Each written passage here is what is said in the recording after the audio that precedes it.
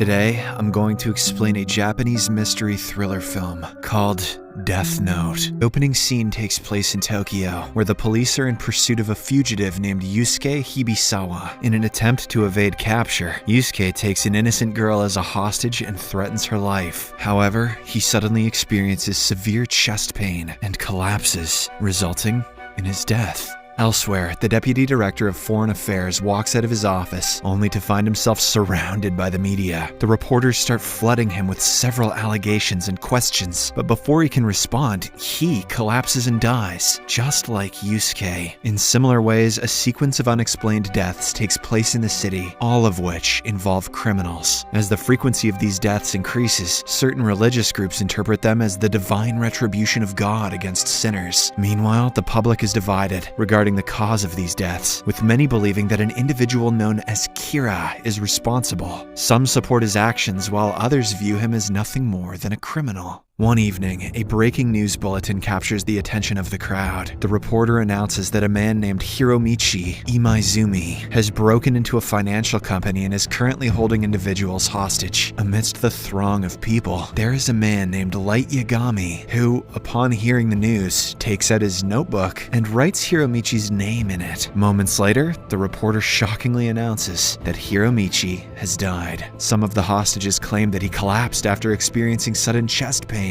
All these criminals have to stop eating McDonald's. Following this, the movie cuts back to a few weeks earlier. Light hacks into the Japanese police website and learns that all cases of wanted criminals are being closed. To confirm his suspicions, he goes to a local bar where he overhears one of the criminals admitting that the police have released him and no one can incarcerate him now. Hearing this, Light becomes distraught and he starts losing faith in the nation's legal system. One rainy night, he comes across a mysterious-looking notebook named Death Note and takes it with him. Upon reaching home, he reads the first page, which states that whoever's name is written in the notebook will die. As expected, Light doesn't take it seriously and assumes it to be a joke. He then turns on the TV and sees the news of a murderer who has been causing havoc as of late. For the fun of it, Light nonchalantly scribbles the murderer's name on the notebook. The next morning, while having breakfast, he reads the newspaper and gets shocked to learn about the murderer's sudden and inexplicable death. But despite this, Light remains skeptical and believes it to be a mere coincidence. Later on, as he is strolling down the street, he comes across the same criminal he had seen in the local bar before. In order to verify his assumptions, Light writes the criminal's name in the Death Note while observing him from the opposite side of the road. Much to his surprise, the criminal immediately experiences chest pain and dies. This finally convinces Light of the notebook's extraordinary capabilities, and he proceeds to read all of its rules carefully. According to its rules, the notebook works only if the writer can visualize the person's face in their mind. Additionally, if the cause of death is not specified within 40 seconds of writing the person's name, they will die of McDonald's. That night, Light is walking back home when he encounters the God of Death, who introduces himself as Ryuk.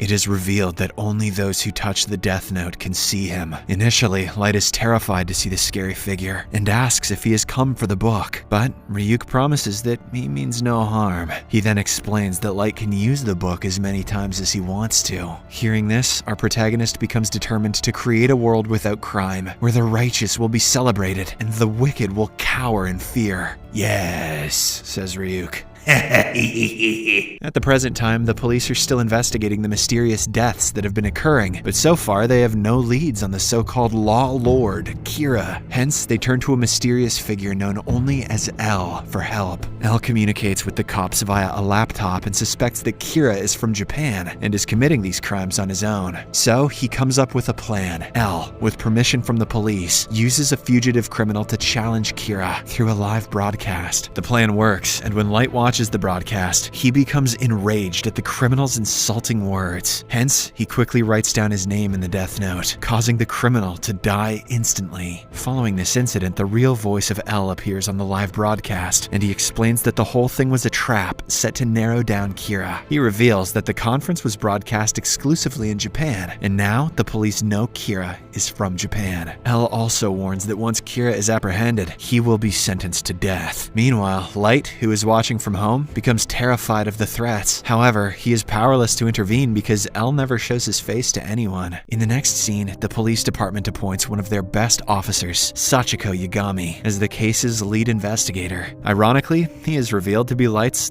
father. With the assistance of L, the police continue their investigation. They examine the overall timings of the deaths and discover that they correspond to the timetable of a college. As a result, they conclude that Kira is a college student who does not kill anyone during his classes. Light, who can easily hack into the police database, becomes aware of this information and begins to change his killing times. When the police catch wind of this, they suspect that their information is somehow being leaked to Kira. Later, as Light is walking alongside his new friend Ryuk, he realizes that an unfamiliar individual is tailing him. Ryuk reveals that the same person has been tailing him for 2 days. Hearing this, Light is puzzled as to why Ryuk didn't alert him sooner, and the latter clarifies that he is neutral. He supports neither Light nor the police. The statement scares Light, and he decides to be more cautious from now on. One day, Light and his best friend Shiori board a bus, and the unknown guy follows them. Enraged, he confronts the individual, but the person feigns ignorance. A few moments later, a guy suddenly gets up from his seat and takes the passengers hostage. It is revealed that he is a wanted criminal who has just escaped from prison. Light wants to help, but since he doesn't know the criminal's name, he simply writes on a piece of paper that he is about to do something. When the unknown follower notices this, he attempts to stop Light, warning him of the potential danger. He also introduces himself as an FBI agent named Rei Iwamatsu. Their conversation is cut short. The criminal approaches them and snatches the piece of paper from Light, which is a torn portion of the Death Note. As soon as the criminal holds the paper, Ryuk becomes visible to him. The sight of the frightening monster causes the criminal to panic, because of which he runs out of the bus. Unfortunately, he is struck and killed by a fast-moving vehicle. Meanwhile, we get to know that the FBI agent Rei had been tailing Light because the whole police department suspects Sachiko of divulging information to his son. Now, with Rei's identity and appearance known to him,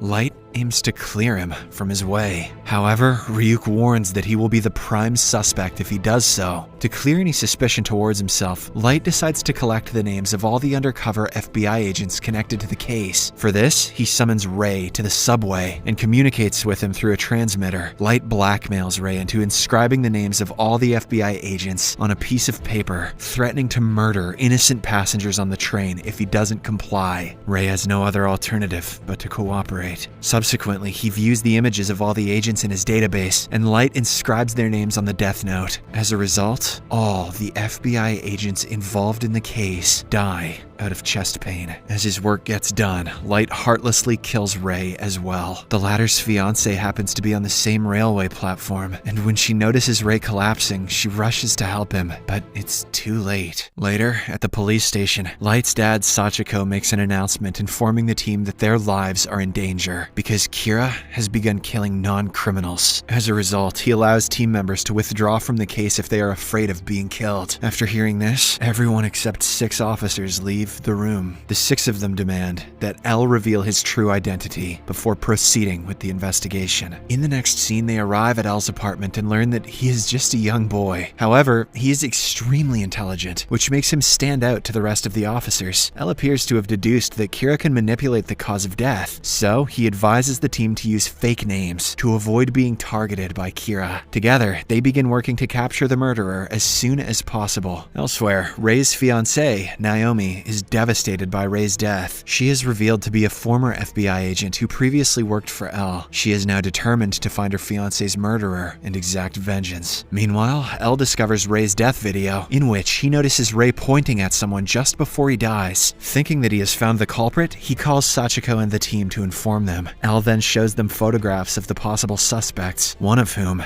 is Light. As a result, he wants Sachiko's family to be constantly monitored. On the other hand, Light starts scheduling deaths a week in advance and tells Ryuk that the mission must continue, even if something happens to him. The following day, Naomi confronts Light with suspicion while he is at college. He recognizes her from the railway platform but denies knowing anything about Rei's death. Despite his refusal, Naomi suspects him and claims that he is the one who used the bus jack to learn of Rei's identity. Realizing that he has been exposed, Light quickly writes her name on a piece of Death Note, but Naomi reveals that he can't kill her because she gave him a false name. Before leaving, she vows to track down Kira and will not stop until he is in prison. Later that night, Light returns home and notices an unusual smell, which makes him suspicious that someone has entered his room without his knowledge. He then informs Ryuk that his room has been bugged with cameras and listening devices. His hunch turns out to be correct, as Elle and the cops are constantly watching him inside his room. After finding nothing fishy for the first few days, Sachiko becomes assured that his son is innocent. However, Elle insists on continuing the surveillance because no deaths have been reported while monitoring Light. On the 7th day of surveillance, Light is seen having dinner with his family. Once he is done, he returns to his room, locks the door, and unwraps a packet of chips. Munching on them, he studies, pretending to be unaware of the surveillance. Suddenly, there is news that a new criminal has been apprehended, and he dies soon after from a heart attack. When the agents learn of this, they declare that Light is no longer a suspect, but Elle still has suspicions. However, he orders his assistant to remove all the cameras and bugs from Light's room. Unbeknownst to them, Light had hidden the death note inside the bag of chips, and he covertly wrote the criminal's name to free him from the allegations. One day, Shiori calls Light and proposes they meet at an art gallery, to which he happily agrees. During the call, however, he suspects something is amiss, because her voice sounds strange. In reality, Naomi has taken Shiori hostage and is using her to lure Light to the meeting place. In the next scene, after Light arrives at the art gallery, he finds Naomi holding Shiori hostage. She angrily demands that he confess to being Kira. However, Light denies the allegations and begs her to release Shiori. In an attempt to make him confess, Naomi even reveals her real name and asks him to kill her. Meanwhile, Elle and the team are watching the incident unfold through CCTV cameras. Not long after, Naomi is distracted by police sirens outside, giving Shiori a chance to break free and run towards Light. But in a state of panic, she accidentally shoots the poor girl. As Shiori slowly succumbs to her injuries, she kisses Light and confesses her love for him. Then she passes away, leaving him distraught. Soon after, the police arrive at the crime scene, and before they can apprehend Naomi, she commits the unthinkable. The scene then flashes back to a few hours earlier, where Light learns of Naomi's true name from her wedding card. On his note, he then meticulously writes the entire plot of Naomi's death. At present, Light is approached by his father, who apologizes for not saving Shiori. The moment Sachiko leaves the scene, Ryuk arrives and asks if he ever expected to lose her. Light turns around with an evil grin, revealing that he was the one who actually plotted Shiori's death with Naomi. He explains that he orchestrated Shiori's death as part of his plan to make the authorities sympathize with him and remove him as a suspect. Ryuk looks upon him with disgust in his eyes and says that Light is a demon in human form. Just then, Elle shows up at the scene holding the same bag of chips that Light used to write the names of the criminals. He introduces himself to Light and invites him to join their team to catch Kira. The movie ends as the two stare at each other menacingly.